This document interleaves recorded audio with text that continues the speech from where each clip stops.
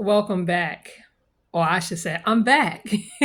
I'm back. Part two of losing a spouse, losing your partner, losing your companion for life.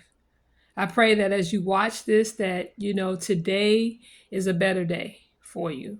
Um, as I said in the first video, no matter when you lost your loved one, be it today or 20 years ago, it hits different at different times. So it's a process. And I believe from my own personal experience is that it never goes away. It gets better depending on your situation and your circumstances and how you are able to navigate through the loss of your loved one. But today I just want to come back real quickly just to share some interventions. Interventions are actions we use to help us navigate through situations and circumstances in our lives. Interventions are used for when you are dealing with grief. They're used for when you're dealing with, uh, maybe a diagnosis of depression, anxiety, things of that nature. We use interventions to try to help us navigate to be better in a situation, to be the best that we can be. So, just wanted to share a few of these interventions as you are learning how to navigate this life without your loved one. First, acknowledge your loss. Acknowledge your loss whenever you feel led to do so. What does that mean? That means that sometimes, from my own personal experience again, I think we don't know what to say to individuals uh, that have lost their loved ones, and vice versa. They don't know what to say to us.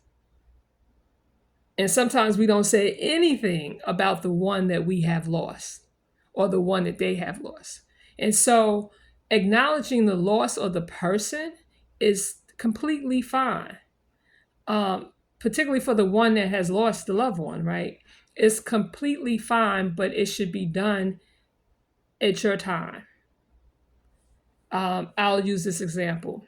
This past Thanksgiving, we have spoken about my husband on numerous occasions and numerous times. I would say, kind of constantly talking about my husband to our children, and they would talk about their dad. But I think this Thanksgiving, and it's been 8.5 years, this Thanksgiving, I think, was the first Thanksgiving that we talked about him maybe the most for the length of time. I mean, we was all just sitting around, just telling stories, telling stories, telling stories, and we was laughing. And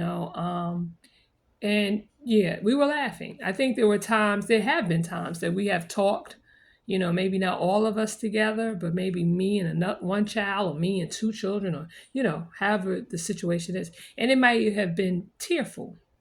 So I just use that example to say, whenever you're ready, it's okay. It's okay.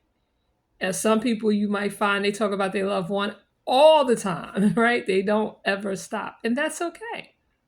They might even speak about them as if they're in the present, and that's okay too.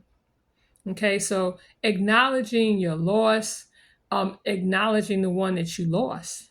So again, acknowledging that person, and sometimes you might have to, acknowledge the loss because you're still processing that.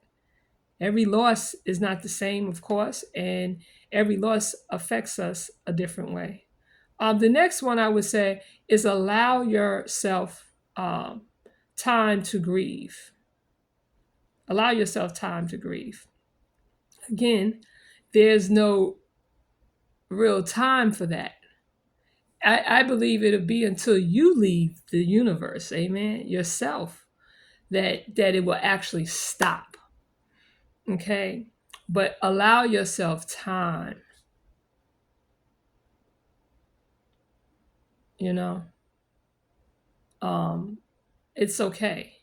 Some people, they want to get back to work. And some people got to. Some people have to because financially. Some people have to because they need to be moving. They need to keep their mind busy.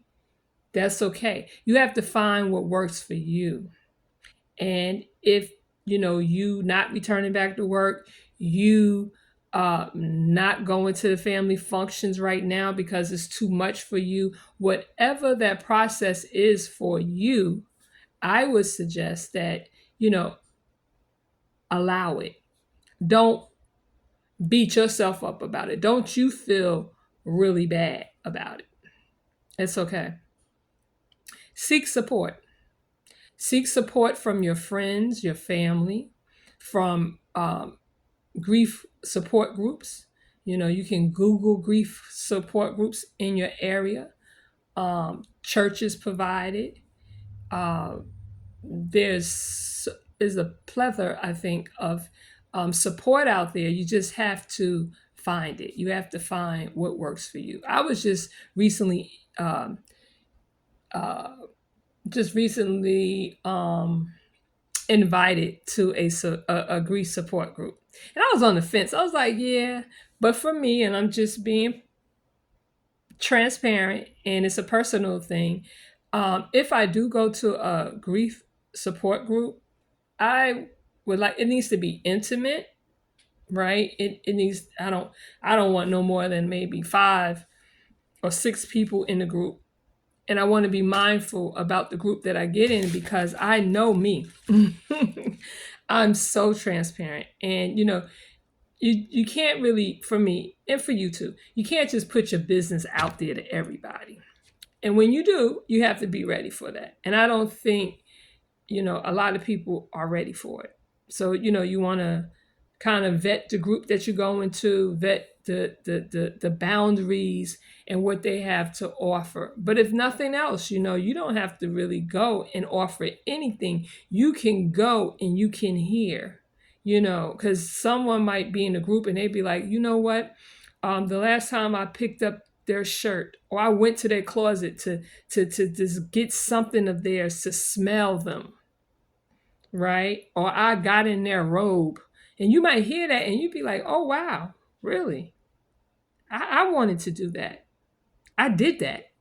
So sometimes to hear other people's story, even though it's heartbreaking and you're dealing with your own heartbreak, it's helpful.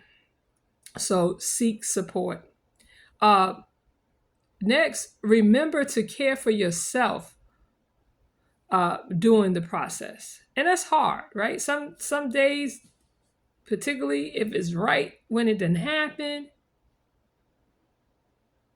you done lost someone today, you might don't want to take a bath tomorrow. I'm just, but taking a bath is taking care of yourself, right? Washing and just letting water hit you and, washing your face, brushing your teeth, something as simple as that. Sometimes in our grief, we don't want to do something as simple as that. And that is taking care of yourself. Making sure you eat. I'm sure your appetite is going to be taken away in some form or fashion, but make sure you eat. And then for some of us, our grief is we're eating too much. Be mindful of that. So those are just some things along remembering to take care of yourself, resting. People tend to drink. They might, use some type of drug. Uh, you know, that's not recommended, right?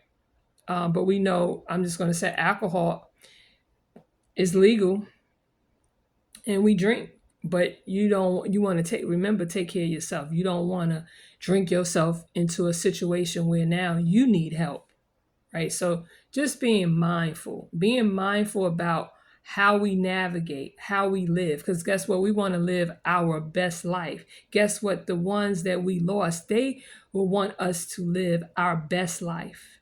It's hard, but trying to live our best life is so important. Because if I can be real, our time is short. And I understand grief will put you in a situation where you sometimes wish that you wasn't here. Like, take me, Lord, if you could just take me. And so sometimes we are living that, right? and we'll have this type of unhealthy lifestyle that will put us in a place that we can actually, you know, put our lives in danger, right? So we want to be mindful about that. And lastly, therapy. Therapy is good because with therapy, there is someone that you can share that's professional, that they can share back with you. They can give you, like I just gave you some interventions, but they'll get into more detail. I'm not a therapist. And along with therapy, giving you interventions and giving you things to think about and look at it in a different light, sometimes there is, I said, drugs, medication to help you, prescribed medication, and monitored, where you have medication management. So you're not just out here taking any drug, taking, things that's not good for you. So therapy is really good. So that's it, friends. I just wanted to get on and just kind of share. Thank you for listening to K Talks. I will be doing some other videos, of course. Um, Again, this is out of my own experience, personally and professionally. Personally, I am a widow. Professionally, I have studied in patient counseling, so I have dealt with end of life circumstances and situations uh, in the public. I am in the mental health field. So just wanted to share and really basically sharing from my heart and my own experience. I've been led over the years to kind of share. It's so much to widow and being a widower. It's so much to losing your spouse and regaining yourself and trying to get a normalcy. It's not easy. So, whatever you are doing, wherever you're at in your grief process, uh, you know, give yourself a pat on the back. Continue to encourage yourself. Um, as my grandma used to say, better days are coming. They are coming. Blessings to you.